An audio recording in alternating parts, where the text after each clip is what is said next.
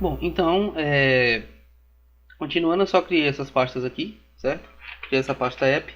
Dentro dessa pasta app eu criei duas pastas com nome controllers e models. Criei pelo Explorer mesmo, para não dar muito trabalho. E que o VS Code às vezes ele dá uma frescuragem com isso aqui. E criei uma pasta com nome config. Dentro dessa pasta config é onde vai ficar a nossa configuração do banco de dados, tá? Toda a configuração que a gente fizer vai ficar dentro dessa pasta. Então eu vou vir aqui, criar um novo arquivo, vou dar o nome db.js, tá? Onde vai ficar a nossa configuração com o banco. O nosso banco de dados que nós estamos utilizando é o MySQL. Para a gente poder utilizar ele, a gente tem que instalar um pacote aqui. Então eu vou aqui finalizar o nosso servidor, estava rodando até agora, e instalar aqui uma dependência npm install mysql2. Vou guardar um pouco, ele vai instalar. Todas essas dependências que a gente instala, tem a documentação delas no npm, tá? Se eu abrir aqui o navegador, tá até aberto aqui, eu deixei, tá aqui o pacote, né, do MySQL2 aqui na npm. Tem aqui toda a documentação e mostra como é que a gente usa, certo? Qualquer dúvida é só consultar a documentação que vai ter os exemplos. Então tem aqui a opção de conexão. Nós não vamos usar uma conexão, certo? Essa pura nós vamos usar um pool, certo? Nós vamos criar um pool de conexões, para a gente não ter que ficar abrindo e fechando conexão toda hora, tá? Então o ideal é a gente usar o mais adequado nessa situação, a gente está usando um pool.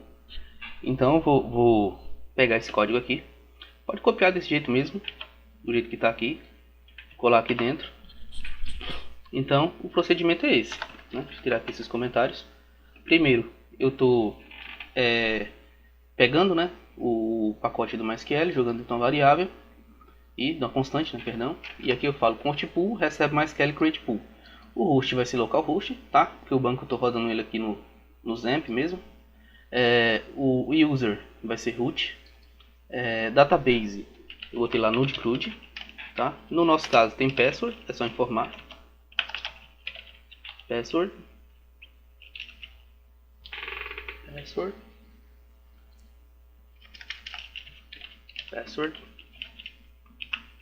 Não tem, tá? Mas aí bota assim, aí já vai. User root, password não tem, wait for connections true, limite de conexões 10, queue limit, pronto.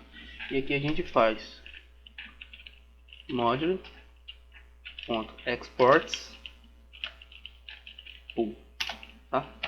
Vamos exportar essa variável aqui, a pool, que é essa daqui que a gente criou o nosso pool de conexões. Então beleza, ele já deve ter terminado de instalar aqui. Deixa eu ver, terminou de instalar. Então aqui a gente já tem a nossa conexão com o banco.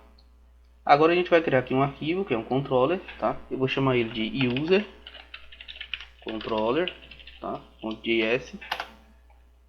Dentro desse arquivo eu vou primeiro vou colocar aqui module.exports, onde ele vai exportar para a gente várias funções, certo? Primeiro ele vai exportar, a gente primeiro vai fazer uma função que a gente vai chamar ela de post, tá? Que ela vai receber um rec e um res, certo? E o que é que ela vai fazer? Essa função, ela vai receber uma função do nosso model, que o model não existe ainda, mas já vou botar aqui, uma função chamada user,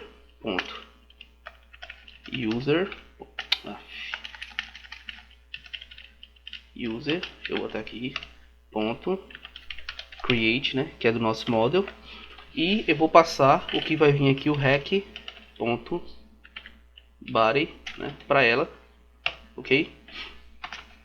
E aqui eu vou dar um return, por enquanto só res.send, usuário cadastrado com sucesso, certo? Pronto, beleza. Por enquanto é só isso. Essa função aqui ainda não existe, a gente vai criar. Então aqui no meu model, né, eu vou dar aqui um novo arquivo, vai ser user, né, .js, que é o nome do meu model. Eu vou criar aqui um const db que vai receber um require, né, vai pegar a nossa variável lá de conexão com o banco, nosso pool, require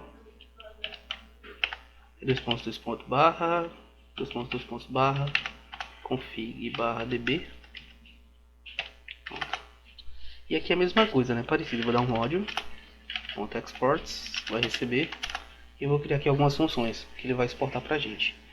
Então a primeira função vai ser uma função chamada create, que foi aquela que eu declarei lá, tá? Que ela vai receber um user, tá?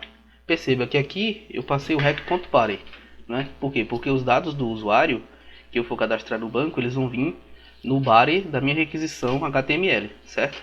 E eu estou passando aqui para esse método create. Aqui eu estou pegando esse body como user, tá? Então eu pego ele aqui como user. E dentro do meu body eu vou ter dois parâmetros, tá? Eu vou ter o name e o e-mail, que foi o que eu informei lá. Então,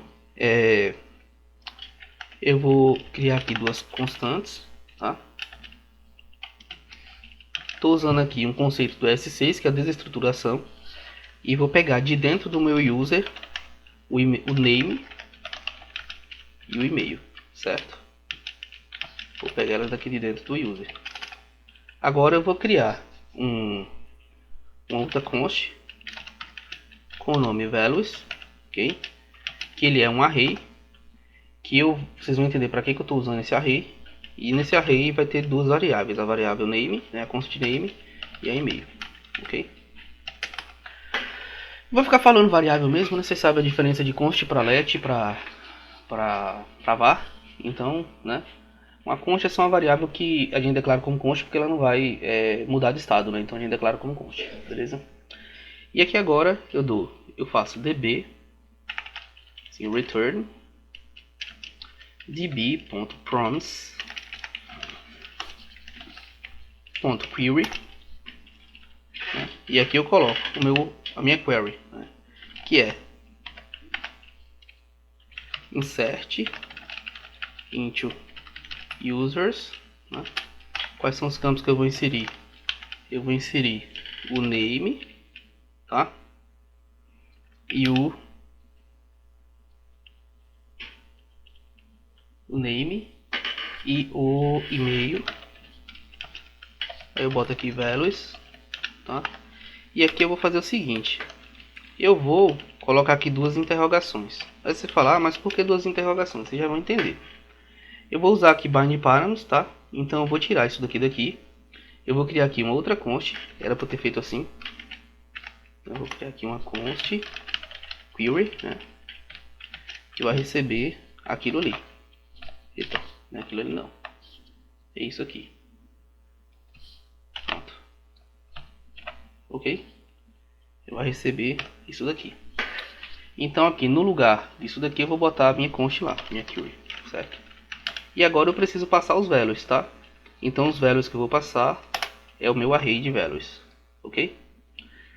Pronto. O que é que ele está fazendo aqui? Eu estou criando a minha consulta no banco, né? Para ele inserir um novo usuário, o nome e o e-mail, passando esses valores, que é essa interrogação e essa outra interrogação.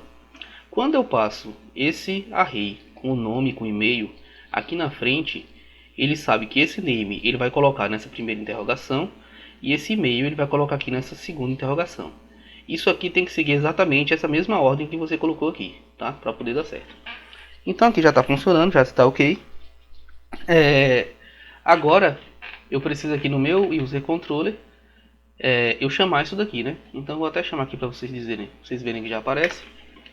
Eu venho aqui, eu crio uma const user que vai receber um require. Vou pegar lá meu model.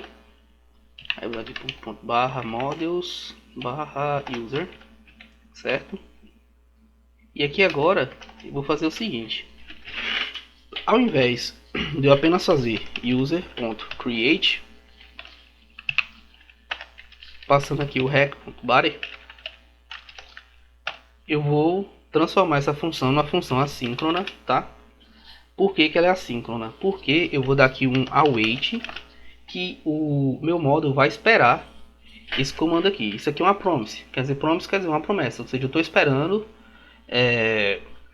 Não sei nem se a tradução é promessa, então eu devo ter falado besteira, mas o que quer dizer é o seguinte: eu estou esperando, quando eu falo que é uma promise, eu estou querendo dizer que quando eu executar isso aqui, eu vou ficar esperando, tá? Ele lá no banco, executar esse comando aqui para mim, inserir esses valores, e só vou retornar depois que ele terminar de fazer isso daqui, certo? Então, para o meu app não crashar, eu preciso transformar isso aqui em uma função assíncrona, que é o que? Quer dizer que ela não vai funcionar, né? Tipo, não vai simplesmente ler aqui e passar para essa instrução.